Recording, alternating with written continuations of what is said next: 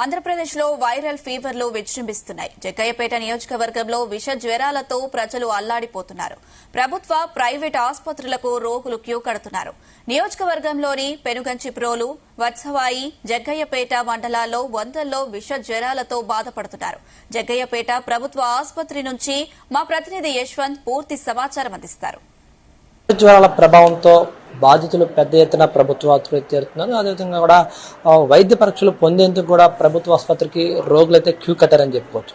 ఏదైతే విష జ్వరాలు, ఇటు డెంగ్యూ, మలేరియా, అదేవిధంగా చికెన్ గున్యా లాంటి జ్వరాలతో పెద్ద ఎత్తున బాధపడుతున్న నేపథ్యంలో కూడా ఆసుపత్రులకు అయితే మాత్రం రోగులు బారులు తీరని చెప్పుకోవచ్చు. ఏదైతే ప్రస్తుతం మనం జగ్గయ్యపేటలోని ప్రభుత్వ ఆసుపత్రి వద్ద ఉన్నాము. దీంతో కూడా జ్వరాలతో బాధపడుతున్నటువంటి రోగులు కూడా పెద్ద ఎత్తున ఆసుపత్రికి చేరుకుంటున్నారు. అదేవిధంగా కూడా విష జ్వరాలు ఏవైతే ఉన్నాయో దాంతో కూడా డెంగ్యూ వ్యాధులు వస్తున్నాయని చెప్పి భయాందోళనకు గురవుతున్నారు. అదేవిధంగా కూడా ప్లేట్లెట్స్ పడిపోవడంతో కూడా రోగులు పెద్ద ఎత్తున కూడా హాస్పిటల్ వద్దకు వచ్చి ట్రీట్మెంట్ పొందాల్సిన అవసరం అయితే ఏర్పడుతుంది.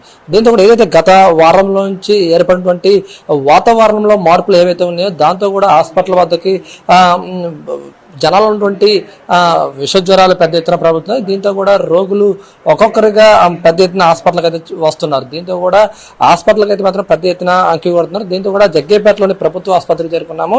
దాంతో కూడా జగ్గయ్యపేట ప్రభుత్వ ఆసుపత్రిలో ఎలాంటి రోగులు వస్తున్నారు, దీంతో కూడా ఎలాంటి ఎక్కువ జ్వర బాధితులు వస్తున్నారు అనేది కూడా వివరాలు అందించేందుకు జగ్గయ్యపేట ప్రభుత్వ వైద్యులు డాక్టర్ హరీష్ కుమార్ గారు మనతో ఉన్నారు. సార్ చెప్పండి, గత వారంలో నుంచి కూడా జగ్గయ్యపేట ప్రాంతాల్లో పెద్ద ఎత్తున మలేరియా, డెంగ్యూ జ్వరాలు వచ్చి హాస్పిటల్కి పెద్ద ఎత్తున కూడా రోగులు వస్తున్నారు. దీంతో హాస్పిటల్ పెద్ద ఎత్తున కూడా ఫుల్ అవుతున్న పరిస్థితి ఉంది.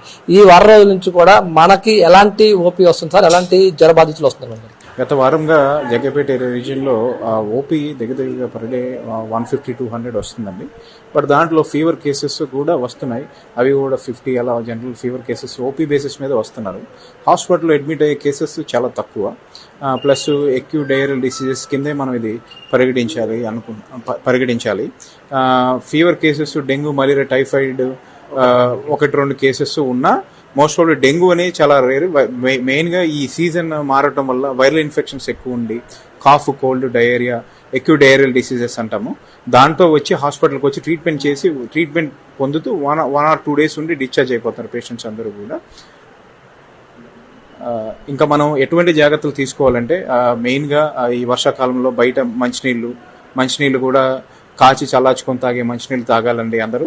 ప్లస్ బయట దోమలు పెరక్కోకుండా మన ఇంటి దగ్గర కానీ మన ఇంటి పక్కన కానీ ఎటువంటి కాలువలు ఉన్నా ఆ కాలువల్లో మీద మూతలు వేసుకుంటాం, లేకపోతే దాంట్లో బ్లీచింగ్ పౌడర్ చల్లుకుంటాం. ఇలా మనం చేస్తూ ఉంటే ఈ మలేరియాకి సంబంధించిన దోమ అనేది గుడ్డు పెట్టకుండా దాని నుంచి మళ్ళీ అది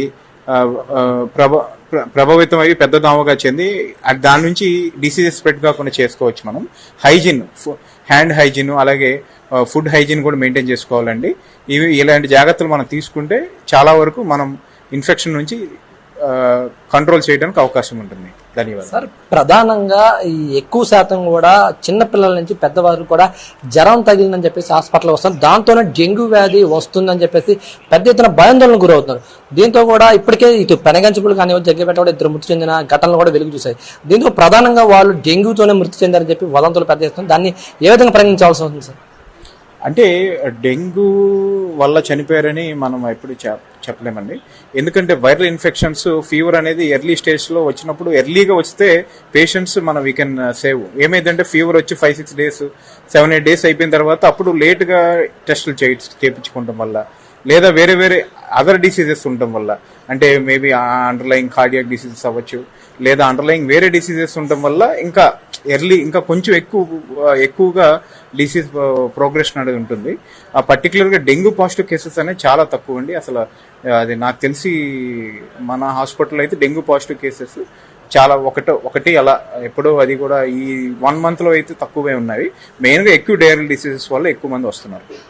సరే, ప్రధానంగా డెంగ్యూకి ఎలాంటి లక్షణాలు వస్తాయి సార్? అవి ఎలాంటి రిపోర్ట్ల ద్వారా బయటపడే అవకాశం ఉంది సార్? అంటే మెయిన్గా డెంగ్యూ అనేది లక్షణాలు ఏంటంటేనండి, మామూలు ఫీవర్స్ లాగే వస్తుంది అది కూడా.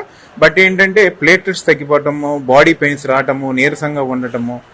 ఏంటంటే ఎప్పుడైనా సరే ఫీవర్ వచ్చిన 2nd day or 3rd day కానీ 4th day కానీ కంపల్సరీ టెస్ట్ చేయించుకోవాలి.